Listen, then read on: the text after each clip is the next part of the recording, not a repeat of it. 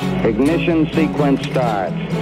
6, 5, 4, 3, 2, 1, 0. Liftoff. We have a liftoff.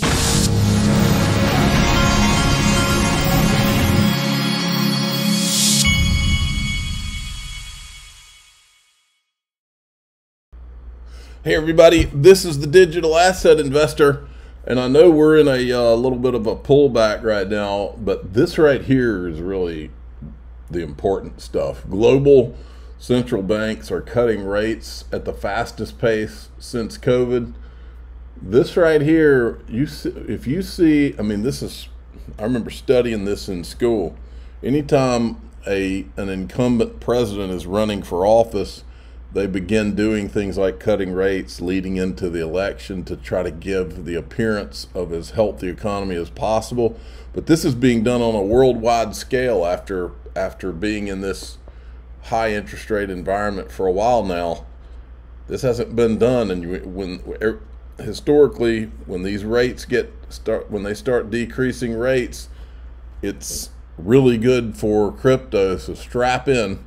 Now, this is Looney Tune Max Kaiser talking while he was at the recent Bitcoin conference. I was going to let you hear a little bit of this. Rick upstairs, he said, "Hey, come on down to room 110. This is what's really happening." So sure enough, this is the heart and soul of what's going on in the Bitcoin conference, in my opinion, because Bitcoin's all about individual sovereignty. Yeah. And everybody here is a warrior trying to fight for sovereignty of country.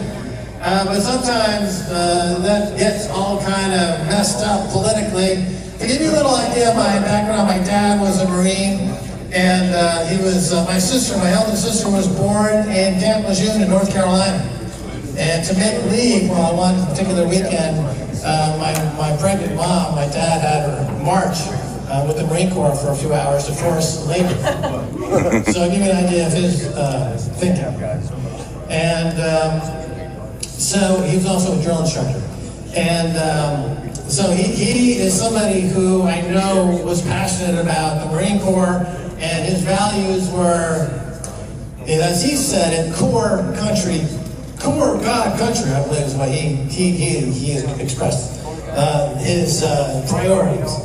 And let's talk about Bitcoin here, because Bitcoin is interesting in that it's a tool that can be used either offensively or as a shield. As a shield, it does give folks individual sovereignty, and it gives people a sense of purpose, and it gives people a sense of family, and it gives people who are thinking in terms of allowing themselves to put themselves on the line, to put their lives on the line, to defend their values, defend their family.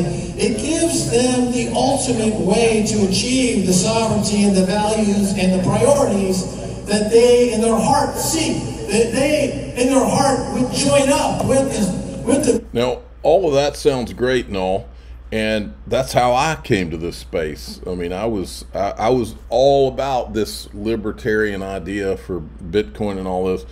Unfortunately, I've learned since then that we've been lied to about them not knowing who Satoshi is and all that. And if the thing is started in a lie, you got to have your antenna up, because this is more in line with my thought pattern. Covering the 1996 white paper from the National Security Agency on how to mint a digital currency. It's called SHA-256. Shortly after the 2008 financial crisis, they put a Band-Aid on it to bury the mess that we're now experiencing. And then Bitcoin emerged as a deception, in my opinion, to convince the masses that there was a way to fight the banks at their own game, which is obviously not true. Can you explain how you came to the conclusion that Bitcoin was a government experiment? I've dealt with governments for 50 years, and they float a balloon. That's what we call them, to see if it flies. All right. Bitcoin was out there marketed oh, this is the way it's going to replace the dollar. It's going to be the reserve currency. They can't shut it down. All this, it's outside the central banks. I mean, this was. And also remember another lie for 10 years at least. They said that you couldn't track it. That was floated constantly when they knew. That's the other thing they lied about, which makes you think it makes me think it was designed to be a honeypot too. It was designed for several purposes.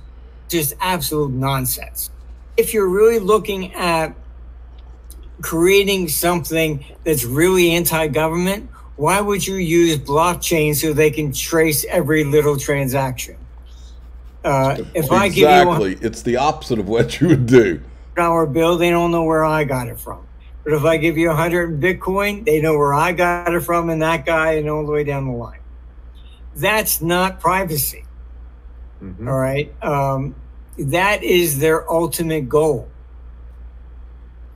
I mean, honestly, like I said, I've been in meetings. I've been warning them that this is going to collapse. This system that they have created with perpetual debt is not going to be sustainable. Now, do I think that that Bitcoin could ultimately have designed and be for the purpose of being a good thing, so that it does go up in value and it's an escape hatch for people? Maybe that's why the government did design it. But I think that more than anything, the way the government functions is to create things.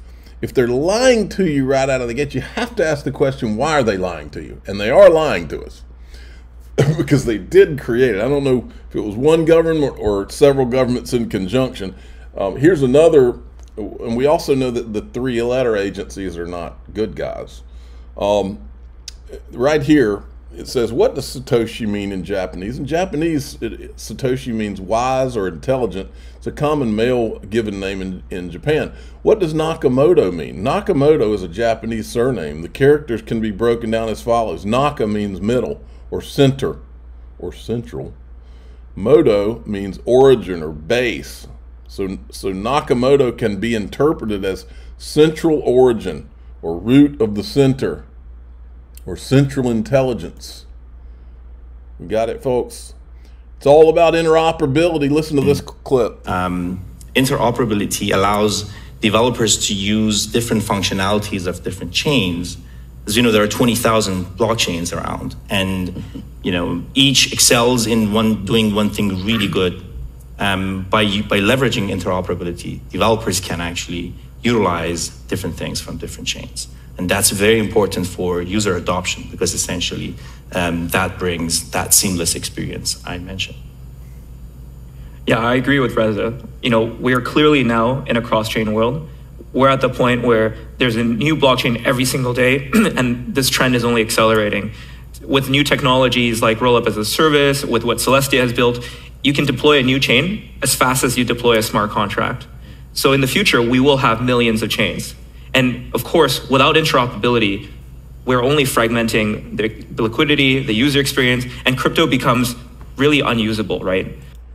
Okay. Interoperability allows. Get this. Now, this is very interesting. Ripple has created a page on their website for Ripple USD, real USD. Transact with confidence using Ripple USD, instant payouts, easy fiat to stablecoin on-off ramps worldwide. Ripple USD for business, remittance and money transfers, centralized exchanges, payment service providers. Why use Ripple? Deep liquidity, multi-chain issuance, instant settlement, programmable finance, stablecoins essentials and impact. Get the report. So they are gearing up, and here was a couple of, okay, that's just screenshots from that. Now let's see what else we have. Right now they are trying to convince you that Kamala Harris and all of these bad guys that have been behind Operation Choke Point 2.0, trying to destroy crypto for 4 years, that now all of a sudden they're going to change their tune. They're going to all be pro-crypto. And they're here in this clip, and Laura Shin, who we know Laura Shin is a part of the propaganda media. Well, Laura Shin is this is one of the tells. When you see her trying to help sell it, this is how you know you're being lied to. Right here. And if Harris wins, it's not Joe Biden's call of whether these nominees go through. It's hers with Chuck Schumer. Oh, and he's pro-crypto, or at least he voted pro-crypto in one of those votes recently. Chuck was one of the people who voted for repeal of SAB 121. It's the first time I think he's ever voted to repeal a Biden admin rule ever. He is increasingly pro-crypto pilled, as I understand it, in part because crypto is very dominant in his home state of New York. Chuck Schumer loves New York business. He, I think, wants to make New York a headquarters of crypto for the globe. Well, then where has he been? Where has he been for 4 years? He's one of the most powerful people on the Democrat side. Where has this a-hole been for the last 4 years? While his buddy Gary Gensler, he's also buddies with Elizabeth Warren. If you remember, he's the one that did the commercial with Elizabeth Warren bragging about forgiving student loans and all. They're all the same people. And for anybody to come out now and say this guy's pro-crypto. No, he's been watching Operation Choke Point 2.0 for 4 years, folks. They're all bad guys, and they're the same, and they're liars. They lie for a living. This guy is, I don't doubt at all that they're going to come out and try to lie to all of us and tell us all of a sudden they're pro-crypto to get elected. And then they'll turncoat on you once they're in office. Can't let it happen. Here's an interesting little clip from Yasin Mubarak. Alexa, what's a worldwide bridge currency? Here is an answer from an Alexa Answers contributor that I translated. The digital currency Ripple, which is also known as XRP, is a bridge currency for transactions between different currencies, countries, and financial institutions. Ripple gives its users the opportunity to transfer money very quickly and cheaply. There you have it. Now, in DAI XRP, here's what I've got: a bombshell. You know that thing that we can't talk about out here that happened in Butler, Pennsylvania, because we don't want to be, we know that we'll be censored. Well, we're going to talk about that thing some more. And there's a video from a witness that I just heard this clip this morning. And she's going to say something that she saw something that nobody has brought up in the news. And it's going to blow your mind. This one's going to blow your mind. It blew my mind, and we're about to go listen to it. I'm the digital asset investor. I'm not an investment advisor. This is for entertainment purposes only. Please subscribe, hit the like button, tell your friends and family. If you're ready to have your mind blown, you might want to come to DAIXRP.com. Here we go.